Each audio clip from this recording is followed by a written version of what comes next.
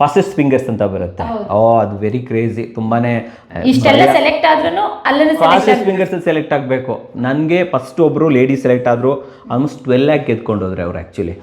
ಅದಾದ ನಂತರ ಇನ್ನೊಂದು ಗರ್ಲ್ ಬಂದ್ಲು, ಅವಳು ಆಲ್ಮೋಸ್ಟ್ 1 lakh ತನಕ ಹೋಗ್ಬಿಟ್ಟು ರಾಂಗ್ ಆಗ್ಬಿಟ್ಟು 10,000ಗೆ ಬಂದರು. ಆಮೇಲೆ ನಾನು ಬಂದೆ ಆ್ಯಕ್ಚುಲಿ. ಬಂದು ಪುನೀತ್ ಸರ್ ಬಂದರು. ಎಷ್ಟು ಸೆಕೆಂಡ್ ಒಳಗಡೆ ಆನ್ಸರ್ ಮಾಡಿದ್ರಿ? 4 seconds. ಏನೇನು ಕ್ವಶನ್ ಕೇಳಿದ್ರು?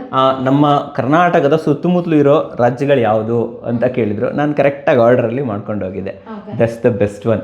ಸೊ ಆಮೇಲೆ ತುಂಬ ಹೆದರಿಕೆ ಆಗ್ತಾ ಇತ್ತು. ಆಮೇಲೆ ಪುನೀತ್ ಸರ್ ಬಂದರು, ವಿಟಿ ನೋಡಿದ್ರು. ವಿಟಿ ನೋಡ್ಬಿಟ್ಟು ಏನ್ರಿ ಯೂಟ್ಯೂಬೆಲ್ಲ ಮಾಡ್ತೀರಂತೆ, ಸೋಷಿಯಲ್ ಮೀಡಿಯಾ ಏನು ಮಾಡ್ತೀರಾ ಅಂತ ಕೇಳಿದ್ರು. ಆಲ್ರೆಡಿ ಯೂಟ್ಯೂಬ್ ಸ್ಟಾರ್ಟ್ ಮಾಡಿದ್ದೆ. 100 ಸಬ್ಸ್ಕ್ರೈಬರ್ಸ್ ಇದ್ದರು.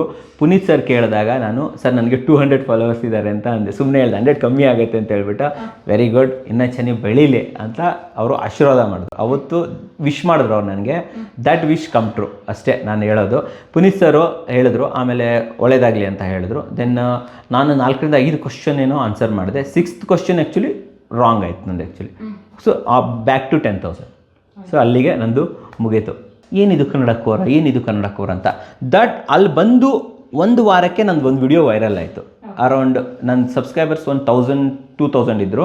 ಅಷ್ಟೊತ್ತಿಗೆ ನಾನು ಗೇನ್ ಮಾಡ್ಕೊಂಡಿದ್ದೆ. ಅದು ಡೈರೆಕ್ಟ್ 50,000 ಹೋಯಿತು ವ್ಯೂಸ್.